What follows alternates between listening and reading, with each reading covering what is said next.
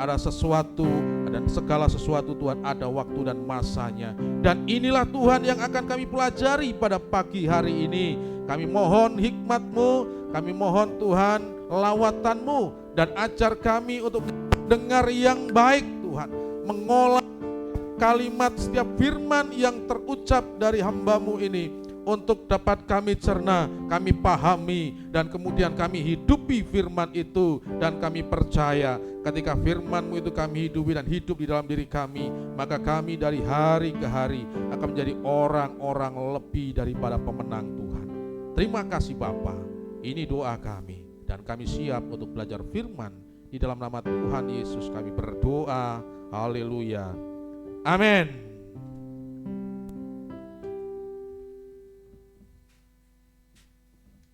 Shalom Bapak Ibu, selamat pagi, selamat datang dan juga selamat bergabung bagi jemaat yang mungkin ada yang pertama kali bersama dengan kita pada pagi hari ini.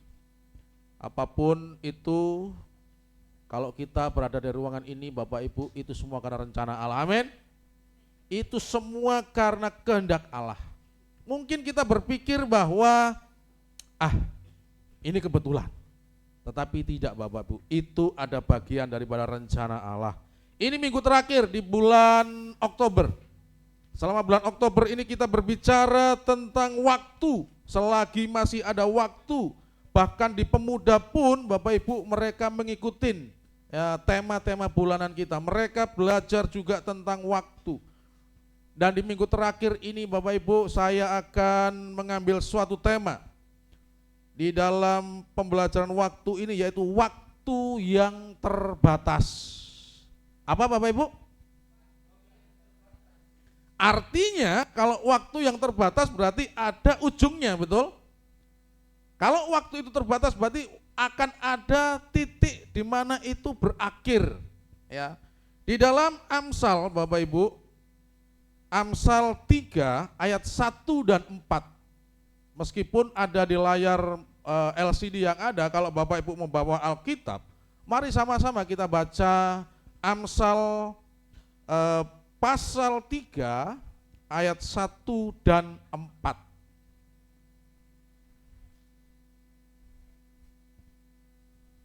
Lampunya disko, Pak. Yang membuka HP, Alkitab, yang bawa Alkitab maupun yang memandang ke layar LCD, Bapak Ibu, dalam hitungan yang ketiga sama-sama kita baca ya. Amsal 3 ayat 1 dan 4. 1, 2, 3. Untuk segala sesuatu ada masanya. Untuk apapun di bawah langit ada waktunya. Ada waktu untuk menangis, ada waktu untuk tertawa. Ada waktu untuk meratap, ada waktu untuk menari. Kita melihat bagaimana liturgi ibadah kita pagi hari ini. Dimulai dengan pujian. Itu waktunya kita mengagungkan nama Tuhan Bapak Ibu. Itu waktunya kita membesarkan nama Tuhan melalui pujian-pujian kita. Ya, itu waktunya dan saatnya bagi Tuhan mendengarkan dari anak-anaknya di tempat ini. Oh, anak-anakku pada pagi hari ini mengucap syukur. Anak-anakku pada pagi hari ini membesarkan, mengagungkan namaku. Dan saya yakin Tuhan senang dengan seruan Bapak Ibu pada pagi hari ini. Ada waktunya bagi kita duduk untuk mendengarkan Tuhan berbicara. Dan saatnya pagi hari ini, inilah bagi kita saatnya untuk mendengarkan apa yang Tuhan ingin sampaikan kepada jemaat di tempat ini. Ya. Waktu yang terbatas Bapak Ibu.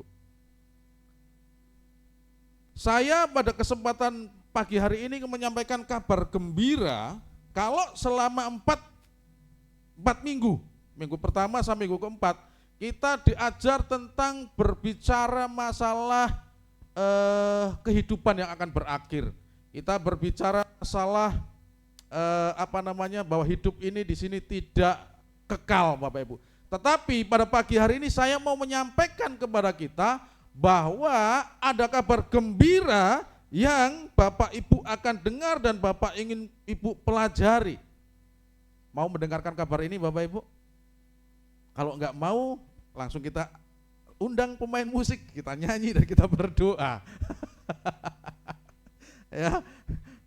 Bapak Ibu, tadi disampaikan di dalam Amsal ada kalimat, ya, di situ ada kata, ada waktu untuk menangis, ada waktu untuk tertawa, ada waktu untuk meratap, ada waktu untuk menari. Bahwa kita di dalam kehidupan ini akan selalu diisi yang namanya dua kejadian yang silih berganti. Ada saatnya kita menangis karena apa? Kebanyakan orang menangis itu karena duka cita, karena sengsara, meskipun ada nangis bahagia. Di satu sisi nanti ada saatnya bagi kita itu tertawa, menikmati sukacita dalam kehidupan ini. Ada saatnya kita harus meratap, ada saatnya kita harus menyampaikan sesuatu kepada Tuhan dengan cucuran air mata. Ya Tuhan, kenapa seperti ini? Tetapi juga ada waktunya bagi kita di hadapan Tuhan kita menari, bersukacita atas kebaikan Tuhan, saudara. Dan ini dialami oleh semua orang. Ya, ini dialami oleh semua orang, Bapak Ibu.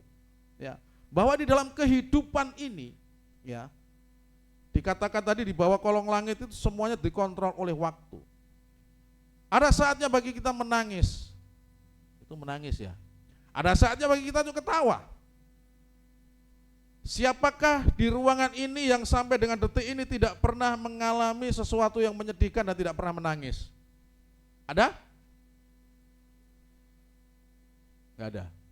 Atau dari lahir sampai sekarang ketawa terus, sukacita terus, bahagia terus? Ada? Terus silih berganti Bapak Ibu. Hidup itu kalau hanya satu warna nggak asik, katanya begitu ya. Jadi hidup itu harus berwarna-warni, katanya begitu, supaya kita bisa mengerti dan memahami makna daripada kehidupan yang ada. Artinya apa Bapak Ibu? Bahwa kabar baik yang mau saya sampaikan ini adalah begini. Siapa yang sepanjang tahun ini lebih banyak penderitaannya daripada sukacitanya? Siapa yang satu tahun ini Bapak Ibu dari Januari sampai akhir Oktober ini lebih banyak meratap daripada menari? Coba angkat tangan. Menari semua ya? Bapak Gembala juga tahu rahasia. Bapak Ibu juga tahu rahasia kami. Tahu sama tahulah kita begitu ya. Jadi kalau nggak usah angkat tangan pun kita sudah tahu begitu ya. Sampai Januari sampai bulan Oktober ini ya, sebagian besar kita itu diisi dengan ratapan Bapak Ibu. Meskipun mungkin satu bulan ada tarian, ya karena habis gajian. Tanggal 15 ke atas mulai ratapan lagi. Ya, ratapan. Tapi saya mau katakan Bapak Ibu bahwa ratapan kita di tahun ini Bapak Ibu, ya kita akan selesaikan di bulan ini. Amin. Ratapan kita di tahun 2023, ya, di mana di tutup tahun dulu kita ibadah, kita sempat berbicara bahwa Presiden juga mengatakan tahun 2023 adalah tahun gelap. Masih ingat ya? Dan firman Tuhan yang kita sampaikan di sini bahwa meskipun itu tahun gelap, tetapi orang yang hidup di dalam terang tidak akan mengalami yang namanya kegelapan Bapak Ibu. Meskipun kita meratap Bapak Ibu, tetapi tetap ada sukacita, ada pengharapan di sana. Ya. Itu yang membuat kita itu tetap sampai hari ini itu tetap setia kepada Tuhan. Karena pengharapan akan pertolongan Tuhan. Kita berkomitmen Bapak, kita berkomitmen dan kita bersama-sama bersepakat bahwa ratapan selama tahun 2023 Bapak Ibu, kita akan sepakati selesaikan di bulan ini. Masuk di bulan baru nanti kita akan melihat dengan tema sesuatu yang baru dan kita akan melihat itu terkoneksi dengan tema tahunan kita. Ada sekumpulan orang yang mengalami masalah, sekitar 276 orang Bapak Ibu itu mengalami suatu permasalahan, dan 276 ini saudara, orang ini semua sama-sama mengalami suatu terobosan keluar dari masalah saudara. Dan inilah yang akan kita pelajari di dalam Kisah Para Rasul pasal 27.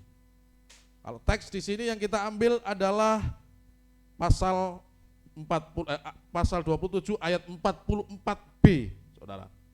Demikianlah mereka semua selamat naik ke darat. Dikatakan di situ, demikianlah mereka semua. Berarti sekitar 276 orang. Ya. Konteksnya di sini adalah perjalanan Paulus menuju ke Roma. Ya.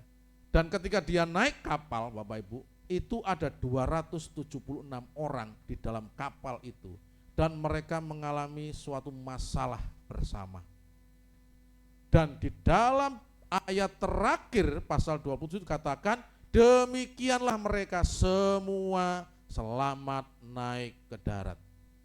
Kalau saya ibaratkan bahwa Jemaat Pelita Kasih ini sedang berlayar selama tahun 2023, Bapak Ibu, kita di tahun ini mengalami masalah, kita di tahun ini mengalami ratapan-ratapan yang ada sesuai dengan pergumulan saudara, ya. Yang kepala-kepala keluarga sedang meratap dengan perekonomian, pengusaha juga sedang meratap dengan sepinya konsumen pengguna jasa kita. Pekerja-pekerja juga begitu, mungkin uang lemburnya tidak sesuai dengan yang didapat.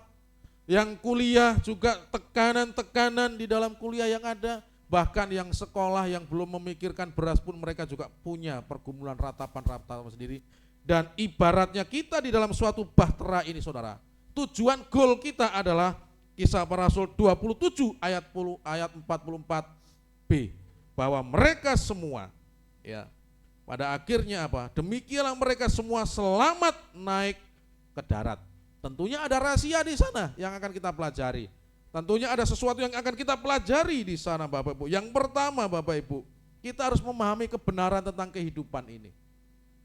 Ini dasar kita supaya kita ketika kita mengalami tekanan, ketika kita mengalami sedang diangkat, itu kita biasa-biasa saja. Ya. Ada suatu kebenaran tentang kehidupan yang barusan juga saya paparkan tadi, saudara, bahwa masalah itu dihadapi oleh semua orang yang hidup. Setuju? Atau ada yang enggak setuju? Bahwa masalah itu dihadapi oleh semua orang yang hidup, saudara. Ada yang tidak mengalami yang namanya kekurangan uang melimpah, saudara, tapi punya jerawat. Itu masalah bagi dia. Dia akan berusaha untuk ke klinik, ya, untuk berobat supaya jerawat ini enggak ada. Ya. Ada juga yang mengalami kekurangan dari hari ke hari, tetapi keluarganya damai, sukacita. Ya. Tidak mengalami berantem. Ya. Dan masalah tentang kehidupan ini dihadapi oleh semua orang. Saudara, kita bisa lihat di situ. Di dalam Paulus berlayar ini, saudara, pernah membaca Kisah Para Rasul 27? Pernah membaca? Kalau yang belum pernah baca nggak tahu ceritanya nanti. Ini adalah 44 ayat ini. Apa kita baca? Nanti saya akan sambil intisarinya. Ya. Saya akan intisari. Jadi Bapak Ibu, di dalam perahu ini, ya, di dalam perahu ini itu Paulus sedang menggenapi rencana Allah berlayar ke Roma. Bahwa Paulus ini sebagai tawanan, ya, dia dituduh oleh orang Yahudi dengan tuduhan-tuduhan yang tidak terbukti, difitnah, ya, karena dia beriman kepada Yesus. Setelah pengadilan-pengadilan di tingkat daerah begitu, ya, dan ada rencana pembunuhan atas kehidupan Paulus, maka dia naik banding ke Kaisar. Nah, Kaisar kan kedudukannya di Roma, ya. Dan ternyata proses naik banding daripada Paulus ini bukan karena keinginan Paulus, ternyata ada rencana Allah di sana. Ya, Kisah Para Rasul 23 ayat 11. Ya, daripada yang di depan. Ini kan saya minta tolong, siapa bisa bantu saya baca-baca sini. Ayo. Sini, siapa? Jangan kuinsa, nanti keluarga nanti dinasti nanti. Suapa suaranya yang kenceng, ya. Ayo. Duduk di sini aja sama saya, yuk nanti bantu baca firman Tuhan yang saya sampaikan. Mari. Siapa? Ayo. Sebelum saya tunjuk nih. Ayo Rimes ke sini. Luar biasa diangkat tangan nih saudara. Berkatmu ada tersendiri. Ya. Temenin saya di sini saja. Tolong bacakan Kisah Para Rasul 23 ayat 11. Kisah Para Rasul 23 ayat 11. Pada malam berikutnya Tuhan datang berdiri di sisinya dan berkata kepadanya, kuatkanlah hatimu, sebab sebagaimana engkau yang dengan berani telah bersaksi tentang aku di Yerusalem, demikian jugalah hendaknya engkau pergi bersaksi di Roma. Ya, ini tujuan Paulus berlayar ke Roma saudara, itu menggenapi rencana Allah. Tuhan yang menampakkan diri, Tuhan yang berbicara secara langsung. Ya. Berikutnya Kisah Para Rasul 25 ayat 11.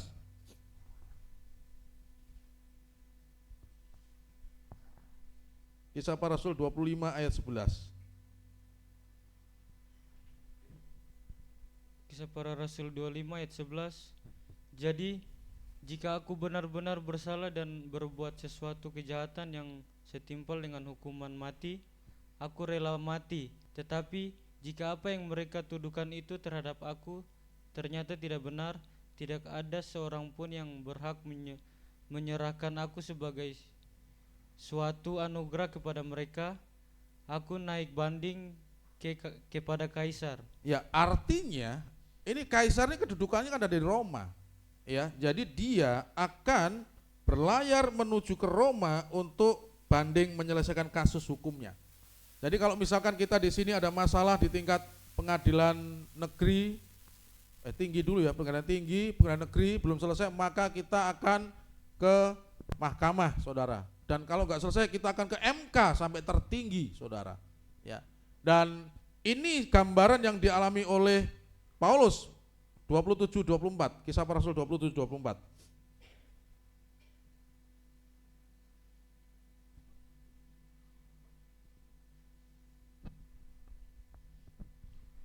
Kisah Para Rasul 27 ayat 24.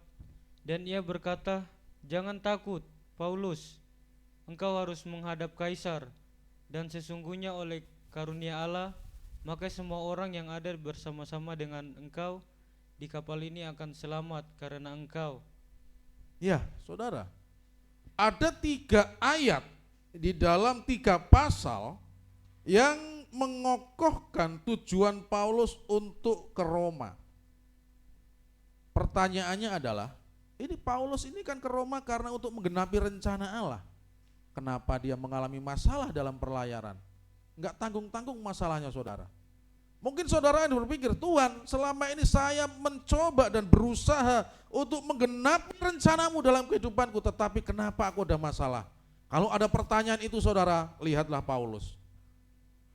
Karena apa? Jelas Tuhan sendiri bicara kepada Paulus, dan juga Paulus juga yang naik banding, dan diteguhkan lagi saat masalah bahwa Paulus tidak akan celaka dalam masalah ini. Dia akan bertemu berhadapan muka dengan Kaisar untuk menyelesaikan status hukumnya. Pertanyaannya sekali lagi Tuhan, saudara, di dalam perahu selain ada orang percaya, ada Paulus, juga ada 273 orang yang orang ini adalah orang yang tidak mengenal Allah. Kenapa 273? Karena hanya 3 orang yang ikut di dalam rombongannya Paulus. Ada Paulus, ada Lukas si penulis Kisah Para Rasul, dan juga Aristarkus kalau nggak salah saudara di ayat 1. Selebihnya itu adalah pedagang, selebihnya itu adalah pasukan yang mengawal saudara, ya, daripada jalannya perjalanan tahanan-tahanan ini.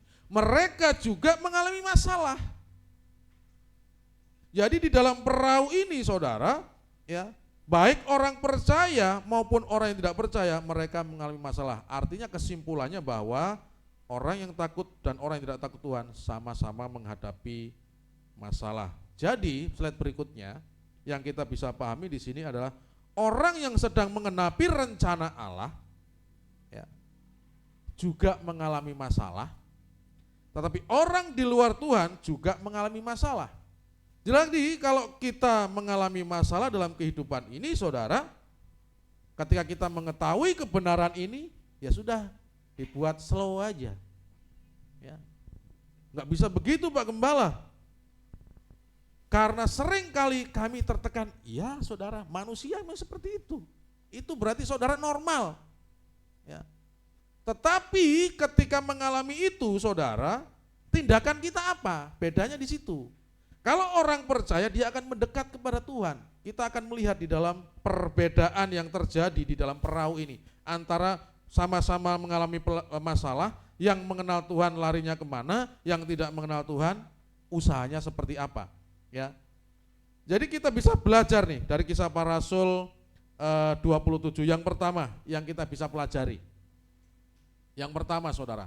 Yang pertama adalah di saat mengalami masalah, ya, karena masalah tadi ingat ya, itu dihadapi oleh yang percaya, dialami orang tidak percaya.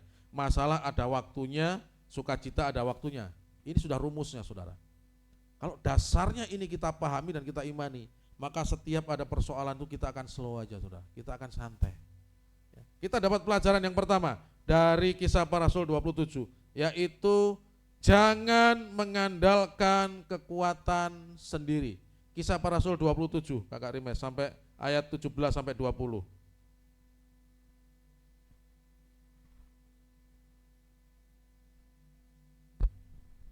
Kisah Para Rasul 27 ayat 17 sampai 20.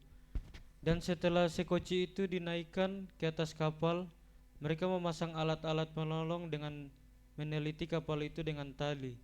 Dan karena takut terdampar di benting Sirtis, mereka menurunkan layar dan membiarkan kapal itu terapung-apung saja.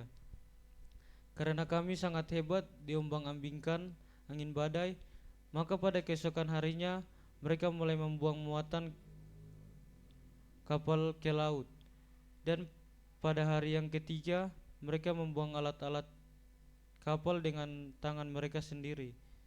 Setelah beberapa hari lamanya, baik matahari maupun bintang-bintang tidak kelihatan, dan angin badai yang dahsyat terus-menerus mengancam kami.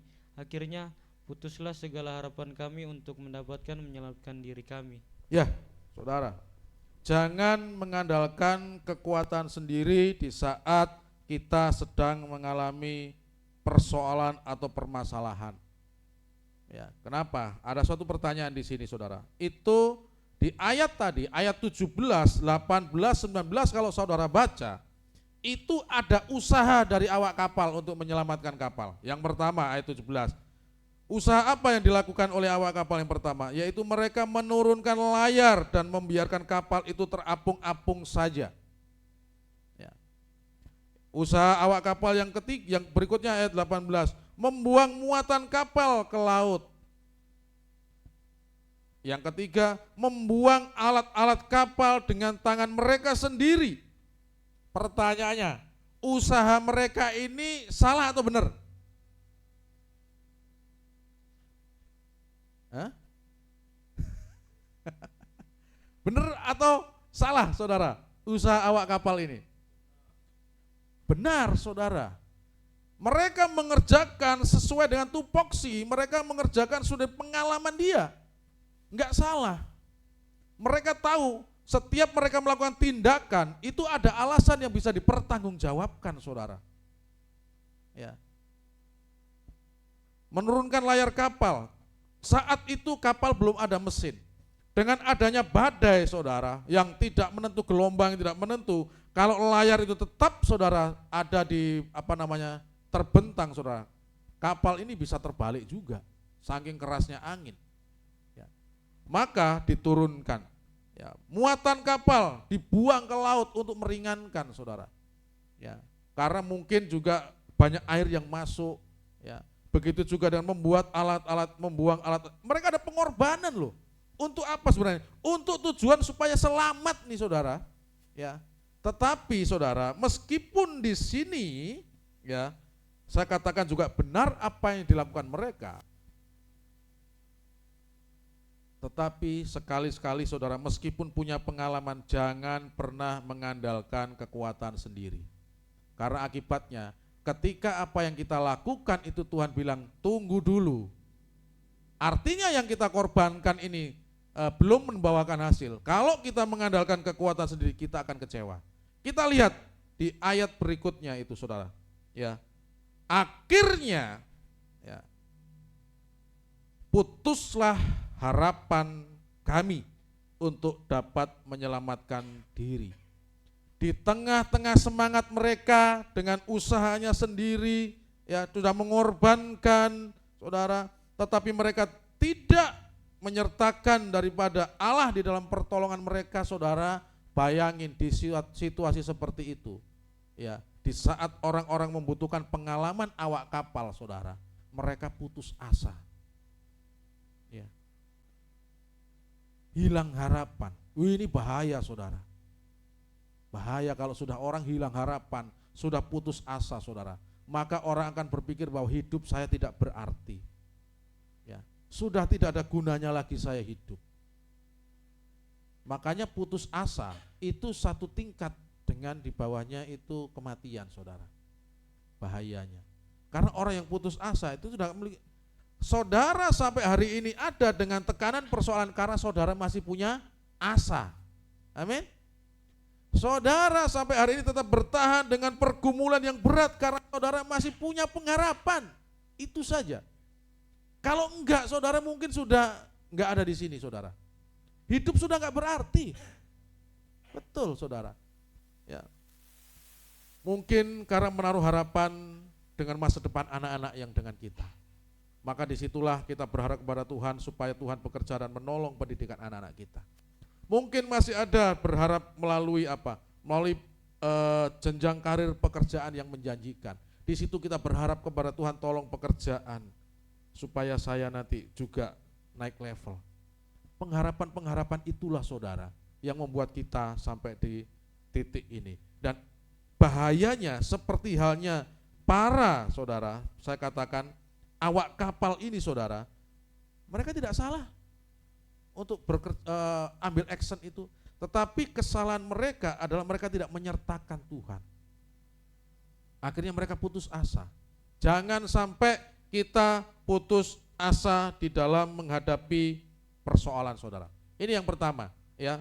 Jangan mengandalkan kekuatan sendiri. Yang kedua, saudara, pelajaran yang kita bisa dapat supaya kita bisa selamat bersama-sama, seperti halnya konteksnya di dalam apa yang kita pelajari ini adalah jangan saling apa?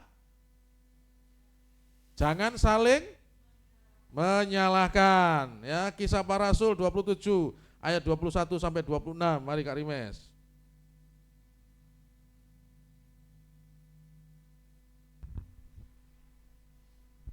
Kisah Para Rasul 27 ayat 21 sampai 26.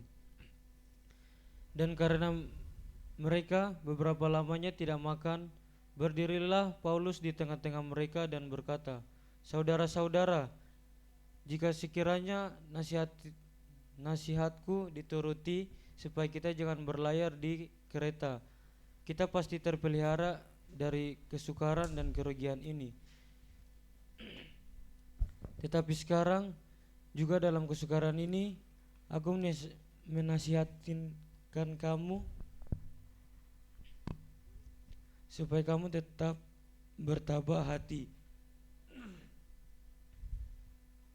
sebab tidak seorang pun di antara kamu yang akan binasa kecuali kapal ini. Karena tadi malam seorang malaikat dari Allah, yaitu dari Allah yang aku sembah sebagai miliknya, berdiri di sisiku.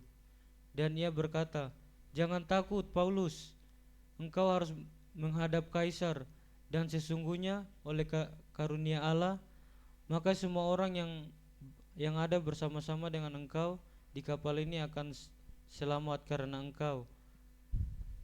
Sebab itu tabahkanlah hatimu, saudara-saudara, karena aku percaya kepada Allah bahwa semuanya pasti terjadi sama seperti yang dinyatakan kepadaku. Namun kita harus mendapatkan kapal ini di salah satu pulau.'" Ya, terima kasih. Saudara, kalau kita melihat ayat 21, di situ Paulus sempat ya mengingatkan Kenapa sampai masalah ini terjadi? Ayat 21 kita akan melihat di ayat-ayat sebelumnya bahwa sebenarnya Paulus sudah memperingatkan untuk supaya pelayaran ini tidak diteruskan karena bahaya ke depan. Tetapi di situ terlihat bahwa kepala perwira yang ada lebih mempercayai awak kapal dan nahkoda. Ya memang betul. Mereka punya pengalaman di situ, saudara. Ya. Tetapi yang saya mau katakan di sini, adakah di sini Paulus menyalahkan orang-orang yang ada di kapal itu? Tidak, saudara.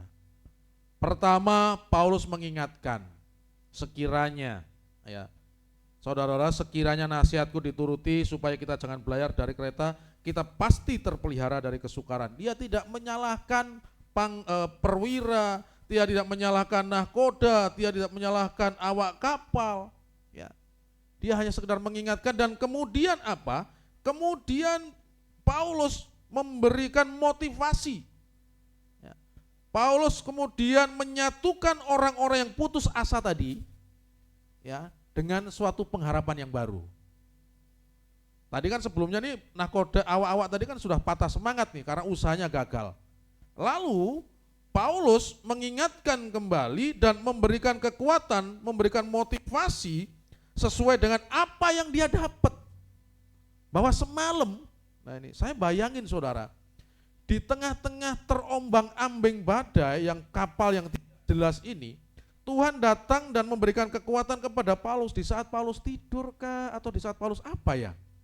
Kalau di saat Paulus tidur kok bisa tidur dengan kapal seperti itu? Ya. Atau dia sedang berdoa, sedang membaca tulisan-tulisan dia yang dia salin, lalu Tuhan menghampiri dia, ya, dan berbicara seperti di ayat 23. Tadi malam seorang malaikat dari Allah, yaitu dari Allah yang aku sembah sebagai miliknya, berdiri di sisiku. Ya, dia memproklamirkan Tuhannya kepada orang-orang kafir, tanda kutip, ya, orang-orang yang tidak mengenal Allah, dan berkata, jangan takut, Paulus, engkau harus menghadap kaisar. Diteguhkan, ya, diteguhkan di sini saudara. Dan saya hanya membayangkan kalau di situasi seperti ini orang-orang di kapal itu saling menyalahkan, saling menuduh, saudara, tidak sampai selamat untuk mereka. Mereka akan menghancurkan diri mereka sendiri, saudara. Ya. Berbicara suatu persoalan, permasalahan, kita harus juga melihat penyebab-penyebab dalam permasalahan ini, saudara. Ya. Saya keluar dari topik sedikit, ya, tetapi tentang penyebab masalah juga kita harus pahami. Supaya ketika ada masalah kita bisa mengintrospeksi diri, kita bisa merenungkan ini penyebabnya dari mana. Supaya kita tidak menyalahkan orang di dalam masalah itu terjadi. Saudara, penyebab-penyebab masalah, kalau kita pelajari di Alkitab itu paling tidak ada 5 penyebab masalah yang ada. Yang pertama, saudara, penyebab masalah itu ya karena apa? Kejatuhan manusia di dalam dosa. Ketika manusia di Taman Eden gak ada masalah, pekerjaannya banyak. Seluruh Taman Eden itu dikerjakan hanya 2 orang. Masalah itu gak ada. Memberi nama-nama hewan itu dikira gak susah. Susah, saudara. Ini yang besar ada belalainya, ini tak kasih nama apa? Kasih nama Rimes gak cocok. Gajah. Ya. Ini binatang yang kecil, ini kasih nama apa ini? Semut. Saudara. Dan dia ingat, memberi nama-nama itu gak gampang, saudara. Tugasnya di Taman Eden ini berat juga. Tetapi karena dosa belum ada, bukan suatu beban bagi Adam dan Hawa. Baru ketika masalah itu ada, ketika mereka jatuh dalam dosa, Kejadian 3 ayat 17 dan 19, disitulah masalah mulai timbul sampai sekarang. Tuhan mengutuk tanah, saudara. Adam itu gak dikutuk. Dulu pernah saya sampaikan, yang dikutuk itu siapa? Wanita, dikutuk melahirkannya sakit. Ular dikutuk berjalan dengan perutnya. Adam tidak. Tapi yang dikutuk oleh Allah itu adalah tanah di mana engkau mencari nafkah untuk keluarga. Dikutuk. Saudara. Makanya bapak-bapak banyak stres mengalami ini. Karena pencarian kita itu dikutuk oleh Allah, saudara. Karena jatuh dalam dosa ini, saudara. Ini penyebab yang pertama. Ya. Penyebab yang kedua adalah karena kesalahan sendiri, saudara. Masalah terjadi karena kesalahan. Nah, yang ada di kapal ini penyebabnya karena masalah sendiri. Mereka tidak mendengarkan nasihat Paulus. Sama halnya ketika Markus 14 ayat yang ke-38. Tuhan sudah memerintahkan mereka di Taman Getsemani untuk berdoa dan berjaga-jaga. Tapi 3 kali mereka enggak berdoa, mereka tidur. Ketika ada masalah mereka lari, terpencar, saudara, dan mereka mengalami masalah. Kesalahannya sendiri, saudara. Yang ketiga, penyebab masalah ketiga adalah perbuatan orang lain, saudara. Contohnya apa? Kita sudah baik-baik, ya, tapi difitnah orang. Ya, orang iri kepada kita. Kenapa itu terjadi? Karena semua manusia telah berbuat dosa. Ya, Roma 3 ayat 23. Kalau semua orang telah, Alkitab katakan bahwa semua manusia telah berbuat dosa. Maka timbullah masalah dan dari orang lain bisa timbul masalah, saudara. Apakah sesama kita dalam gereja bisa timbul masalah? Bisa, saudara. Kanan kiri saudara bisa menimbulkan berpotensi untuk menimbulkan masalah, saudara. Ya. Yang ketiga, ya, ini yang biasanya, saudara, yang kita selalu salah-salahkan ini ketika masalah terjadi ini. Iblis ini, kan gitu aja ini. Ya. Penyebab yang ketiga, yang keempat adalah usaha iblis untuk menghancurkan umat manusia, saudara. 1 Petrus 5 ayat 8, iblis itu berusaha untuk menjatuhkan manusia, dia bisa menjelma sesuatu yang menakutkan. Dikatakan kalau 1 Petrus 8 ayat 1 Petrus 5 ayat 8 itu seperti singa yang mengaum. Ibaratnya sesuatu yang menakutkan dan itu bisa menghancurkan rencana Allah dalam hidup kita. Tetapi iblis juga bisa, saudara, menyamar, ya. 2 Korintus 11 ayat 14, menyamar dalam sesuatu yang tidak berbahaya. Seperti angin sepoi-sepoi kita masuk pelan-pelan. Kita ingat-ingat sudah jauh dari Tuhan. Ingat-ingat kita baru tersadar. Dan iblis, saudara, itu juga bisa menjadi penyebab sumber masalah. Yang keempat, yang kadang-kadang kita nggak mau terima, masalah jadi itu karena pekerjaan Tuhan, saudara. Ya. Masalah itu terjadi, saudara, apa? Karena juga ada karena pekerjaannya Tuhan. Tuhan memiliki maksud dan tujuan dalam kehidupan kita. Lalu Tuhan memproses, memurnikan karakter kita, memproses dan untuk memurnikan hubungan suami istri, hubungan di dalam antar jemaat, saudara. Tuhan proses dengan Tuhan mengizinkan masalah yang ada, tujuannya adalah supaya otot-otot rohani kita kuat. Jadi kalau ada masalah dalam kehidupan kita, pahami 5 ini, ya. Deteksi ini kira-kira dari mana? Supaya memudahkan kita ini cepat segera bertobat, saudara. Kalau masalah yang ada ini oleh karena masalah kita sendiri, saudara, maka segera introspeksi diri. Ya, introspeksi diri dan ambil keputusan. Kalau saudara sudah mengintrospeksi diri, kok kayaknya saya ini baik-baik saja, dengan orang saya nggak ada masalah, tapi kok orang-orang nggak suka sama saya? Itu karena disebabkan orang lain. Ya. Tindakannya apa? Bagaimana? Udahlah nanti di Komsel kita bahas, saudara. Ya. Di sini nggak bisa tanya masalahnya. Ya.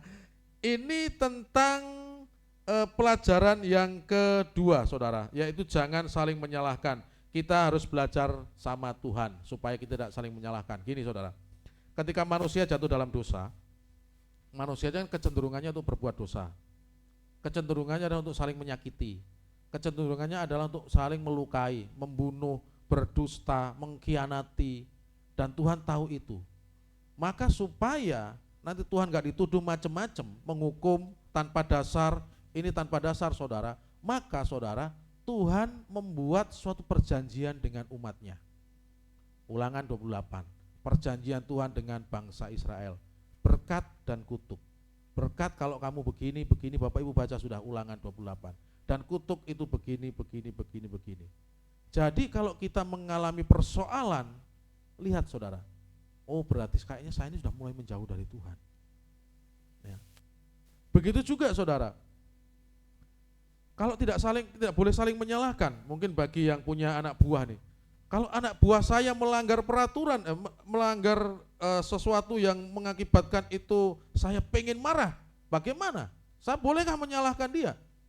Saudara, untuk itulah belajarlah dari Tuhan, buatlah peraturan hitam di atas putih. Nanti kembali ke sana. Kalau kita melihat setelah Tuhan membuat perjanjian dengan bangsa Israel ini saudara, kalau kita melihat kehancuran Israel, kita melihat kehancuran Yehuda, itu semuanya pertokannya sama ini, sama perjanjian ini dasarnya. Karena sudah ada perjanjian. Jadi Tuhan mengingatkan, bacaan kita hari-hari ini kan ada di Yeremia, betul? Yang ngikutin baca loh ya, di Yeremia saudara. Itu sedang mengingatkan kerajaan Yehuda, Israel sudah hancur wes. Kan terpecah setelah Salomo kan terpecah. Yerusalem, Yehuda itu sama Samaria, Israel. Ya, ini Israel ini sudah hancur duluan, tinggal Yehuda nih, tinggal 2 suku nih.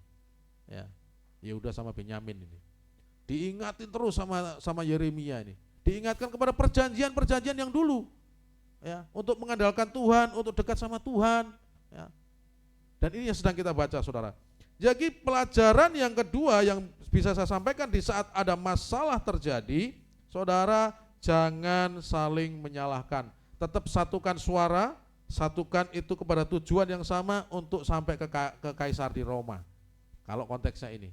Dan kita, apa tujuan kita? Tujuan kita adalah yang sudah kita lihat karakter hamba, mental prajurit saudara. Itu diterjemahkan lagi, semakin fokus lagi adalah keluarga ini, gereja ini menjadi keluarga. Saya coba renungkan, kok semakin kesini semakin mengerucut. Dan tantangan yang besar gereja itu menjadi keluarga itu besar saudara. Kita harus mulai dari hal-hal kecil. Ya. Itu yang kedua saudara. Yang ketiga, yang terakhir nih ya, yang terakhir nih, untuk pelajaran yang ketika kita ada masalah saudara, untuk keluar dari masalah, percaya pertolongan Tuhan dan kerjasama dengan sesama. Ya. Ayat 31 sampai 34 dan juga ayat 35 sampai 38. Ini terlalu banyak, saya akan ceritakan secara singkat saja saudara. Terima kasih bro, mungkin bisa ke bawah, terima kasih. Yang ketiga adalah percaya pertolongan Tuhan dan kerjasama dengan sesama saudara. Kita bisa melihat Paulus sudah memberikan kekuatan kepada orang-orang yang ada di kapal saudara. Dan mereka saudara di ayat 27 dikatakan bahwa mereka terkatung-katung di kapal berapa hari saudara? Kalau di sini berapa hari? Mereka terkatung-katung di kapal? 14 hari. 14 hari ada di tengah kapal, tidak melihat matahari. Coba saudara bayangkan itu. Mualnya kayak apa? Ya. Saya kemarin potong rambut itu sambil anak itu cerita begini saudara. Naik kapal itu 1 minggu, setelah turun tuh 3 hari kadang-kadang masih oleng katanya. Memang betul kah? Gitu ya? Saya belum pernah naik kapal masalahnya. Kayak 3 hari itu kadang-kadang masih oleng. Kayak di kapal saja gitu katanya. Ya. Nah ini 14 hari nih, 2 minggu nih, tidak melihat matahari, terombang-ambing, layar diturunkan, barang-barang sudah dibuang, ya. Bagaimana kondisi emosional mereka, saudara bisa bayangkan terjadi di sana, saudara. 14 hari, 14 malam terombang-ambing di tengah laut, diperhadapkan antara hidup dan mati. Yang membuat mereka ada harapan karena statementnya Paulus saja. Jangan takut, kita semuanya akan selamat, hanya kapal ini saja yang akan hancur. Tetapi jika engkau mengikuti arahanku, ya. Kita bisa bayangkan kondisi emosi daripada 276 orang yang ada di atas kapal. Pasti mereka juga tidak stabil saudara. 14 hari diombang-ambing antara hidup dan mati. Bisa jadi di antara orang-orang itu sedang membayangkan istri anaknya di kampung. Mungkin juga ada yang sedang membayangkan rencana ke depan mau nikah. Ya. Persoalan-persoalan 14 hari ini begitu berat mereka hadapi. Ya, mereka hadapi dan mereka hadapi sehari-hari saudara. Tetapi mereka oleh karena Paulus, mereka percaya kepada Tuhan melalui statementnya Paulus. Ya. Apa buktinya mereka percaya melalui statementnya Paulus? Ada beberapa orang ya yang coba menyelamatkan diri dengan menurunkan skoci awak kapal. Tetapi Paulus bilang kepada perwira itu, kalau mereka turun dan menyelamatkan diri, mereka tidak akan selamat. Nah, Paulus bisa memerintah perwira ini loh, dasarnya apa saudara? Dia ini tawanan statusnya. Statusnya tawanan, tapi dia bisa memimpin kepala pasukan, memberitahukan, dan kepala pasukannya itu percaya, akhirnya skoci itu diputus, dan skoci itu pada akhirnya berlayar sendirilah tanpa ada orang. Ya. Kenapa dilakukan prajurit dan ini? Karena mereka percaya kepada Tuhan melalui statementnya Paulus. Ya. Karena mereka mengenal Tuhannya Paulus ya di situ itu pada waktu di atas kapal, saudara. Ya. Kalau kita melihat kan seperti itu, ya, bahwa karena itu Paulus berkata kepada perwira dan prajurit-prajurit, jika mereka tidak tinggal di kapal, kamu tidak mungkin selamat. Lalu prajurit-prajurit itu memotong tali skoci dan membiarkan mereka hanyut. Ketika hari menjelang siang, Paulus mengajak semua orang untuk makan, katanya, sudah 14 hari lamanya kamu menantikan saja, menahan lapar dan tidak makan apa-apa. Karena itu aku menasihati kamu supaya kamu makan dahulu, hal itu perlu untuk keselamatanmu. Tidak seorang pun di antara kamu akan kehilangan selai pun dari rambut kepalanya. Percaya saudara mereka dengan apa yang disampaikan oleh Paulus, saudara. Dan sesudah berkata demikian, ia mengambil roti, mengucap syukur kepada Allah di hadapan semua mereka, memecah-mecahkannya lalu mulai makan. Maka kuatlah hati semua orang itu dan mereka pun makan juga. Putus asa, hilang harapan, dan ketika Paulus memberikan statement bahwa Tuhan akan menolong disertai dengan perjamuan makan bersama, mereka pada akhirnya kuat hatinya. Jumlah kami semua yang ada di kapal itu 276 jiwa.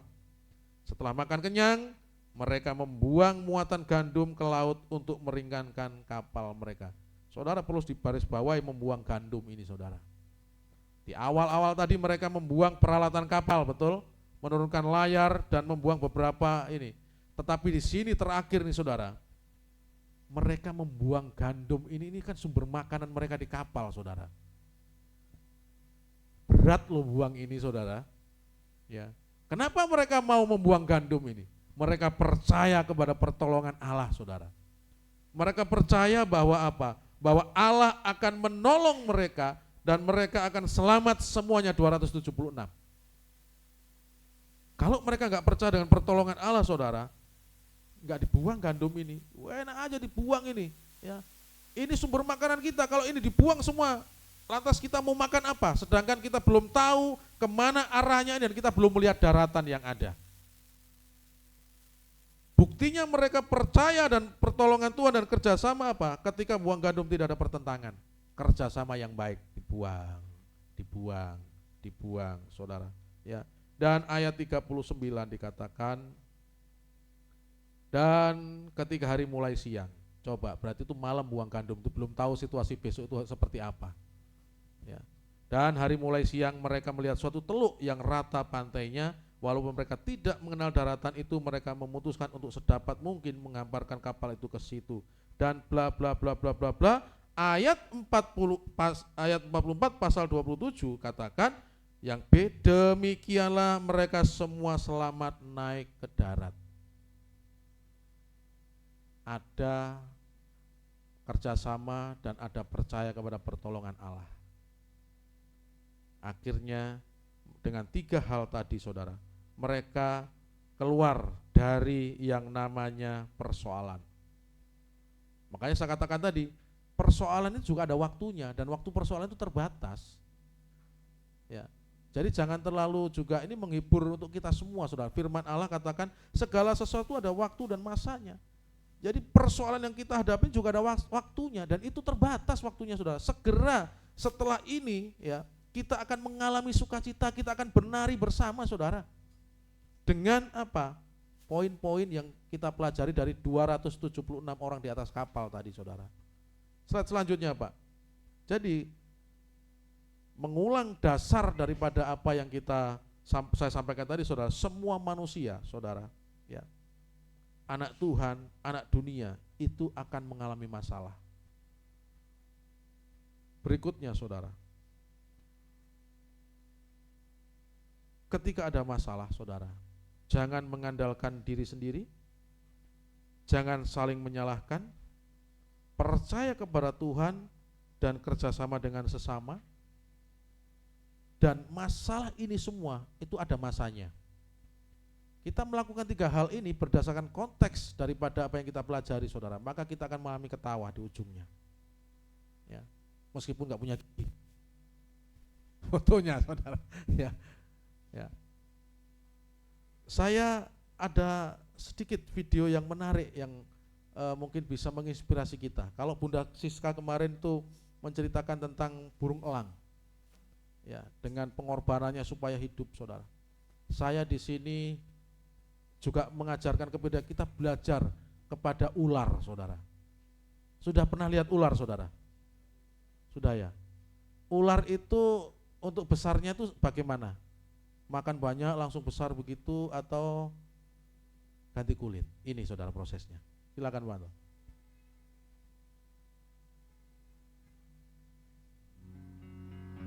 Saudara, kenapa ular itu ganti kulit? Ini perlu pertanyaan yang perlu kita juga renungkan. Ya. Ular, saudara, untuk boleh bertumbuh menjadi besar, itu kulitnya tidak bisa menyesuaikan seperti kita. Kita dari kecil sampai besar, kita nggak pernah yang namanya ganti kulit. Tiba-tiba kita nggak, saudara, nggak seperti ular. Ular itu beda. Untuk mereka besar, kulit yang ada tidak bisa mengikuti pertumbuhan tubuhnya. Maka dari itu kulit yang lama itu akan mengering, ya, dan akan digantikan dengan kulit yang baru. Berikutnya, saudara, ketika ular ini, saudara, ya, untuk melepaskan yang namanya kulit yang lama ini, saudara, jadi dia berusaha bagaimana supaya kulit yang lama ini terkelupas. Kalau kita mengelupaskan kulit enak punya tangan, saudara. Iya toh? Ular ini gak punya tangan. Sedangkan kulitnya dari ujung kepala, mulut itu sampai ekor itu harus terlepas. Tentunya ini juga usaha yang luar biasa untuk melepaskan kulit ini. Dan biasanya, saudara, untuk melepaskan kulit ini, ular itu akan merobek kulitnya yang lama itu dimulai dari mulut. Dia akan menguap, akan berusaha supaya ada sobekan sedikit. Kalau punya tangan gampang. Ini gak punya tangan ini.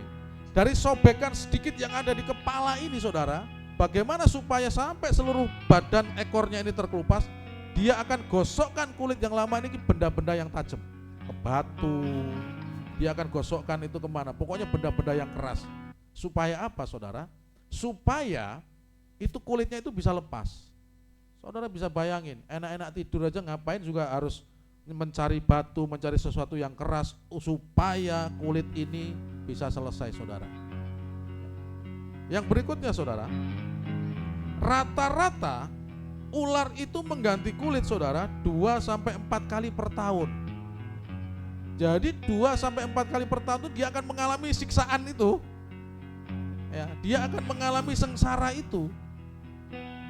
Bahkan kalau ular yang kecil dalam pertumbuhan itu 2 atau 3 minggu sekali itu dia ganti kulit. Ular piton yang besar itu saya baca-baca itu 2-3 minggu proses pergantian kulitnya. Dan selama ganti kulit ini, saudara, matanya akan menjadi putih dan dia tidak bisa melihat dengan jelas. Makanya ketika dia mau ganti kulit, dia cari tempat yang aman supaya prosesnya itu tidak membahayakan dari kehidupan dia, saudara. Dan selama dia ganti kulit, saudara, dia tidak bisa makan. Saya lihat waktu cari-cari makalah ini, saudara, videonya. Ketika ada ular sudah matanya putih mau ganti kulit, dikasih ayam kecil, saudara. Ayamnya nggak dimakan. Ayam sampai injak-injak kepalanya itu. Ayam kecil itu. Dia diam saja. Ya.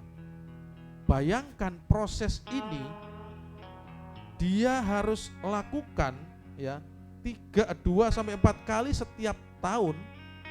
Ya. Dan dalam proses ini dia harus berusaha mencopot kulitnya, mencari sesuatu yang sangat keras untuk digesekkan dengan tubuhnya. Penglihatan yang hilang dan juga tidak bisa makan, saudara, harus dilewati oleh ular. Ini ada masanya. Setelah dia menyelesaikan ini, dia akan kembali, saudara, meneruskan kehidupannya, mencari makan apa yang ada. Kita, saudara, juga demikian. Ada proses yang kita jalani di dalam kehidupan ini, ada saatnya kita juga harus mengalami sengsara dengan masalah-masalah yang ada. Untuk memberi penghiburan kita, saudara, kita bisa melihat yang terjadi di dalam Kisah Para Rasul 28. Kalau Kisah Para Rasul 27 tadi tentang sengsara mereka di dalam perlayaran, saudara, ternyata waktu sengsara mereka ketika mereka mengandalkan Tuhan, tidak saling menyalahkan, ketika mereka melakukan 3 hal tadi, saudara, mereka mendapatkan upah. Mereka terdampar, iya, di pulau yang namanya Malta. Kisah Para Rasul 28, saudara bisa lihat. Di sana mereka selama 3 hari dijamu oleh gubernur Pulau Malta, namanya Publius.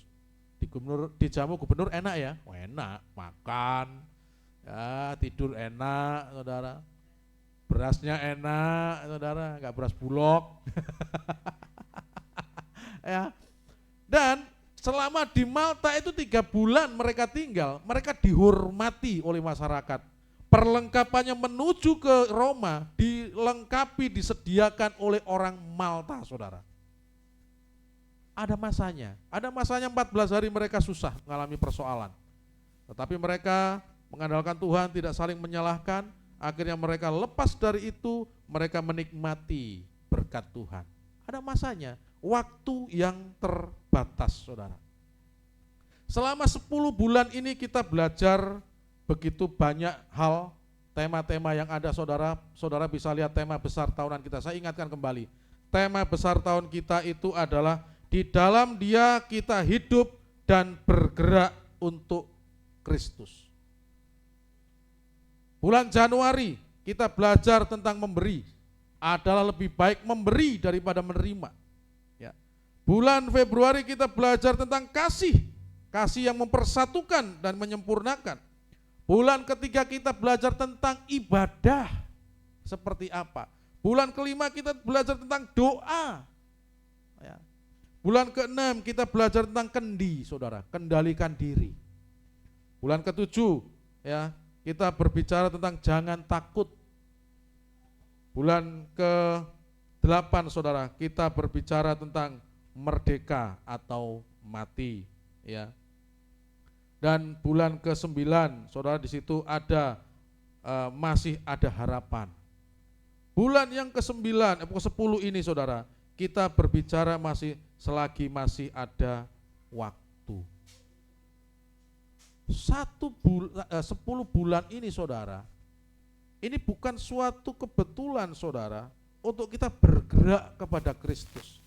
Saudara sudah belajar bagaimana setiap bulan tema-tema ini, dan bulan November depan, saudara, saatnya kita melangkah. Karena saudara sudah diperlengkapi dengan cara memberi, saudara diperlengkapi dengan cara beribadah yang benar, saudara sudah diperlengkapi dengan berdoa seperti apa, saudara sudah diperlengkapi dengan pengendalian diri, saudara diperlengkapi dengan kasih yang mempersatukan, saudara sudah dipersatukan dengan apa? Dengan pelajaran kekuatan iman, dengan merdeka, masih ada waktu, selagi ada waktu, maka sudah siap kita bergerak. November kita siap bergerak? Ini tema kita bulan November, saudara. Saatnya kita bergerak. Saatnya kita melangkah. Jadi sudah tidak tinggal di dalam saja merenungi nasib, tetapi kita eksekusi apa yang kita pelajari selama 1 tahun ini. Ya, bulan 11 November saatnya kita bergerak. Bulan Desember saatnya kita introspeksi diri. Introspeksi diri di dalam keluarga kita selama ini seperti apa 1 tahun. Introspeksi diri kita sebagai keluarga bagian daripada gereja, seperti apa kita. Introspeksi diri gembala dalam melayani seperti apa. Introspeksi diri pelayan di dalam melayani jemaat seperti apa. Itu Desember. Tetapi Oktober, November ini kita akan bergerak, saudara, melangkah bersama dengan Tuhan dengan materi-materi yang sudah kita terima. Ini yang bisa saya sampaikan kepada kita semua. Saya mengundang pemain musik untuk bisa ke depan, saudara. Siap bergerak, saudara?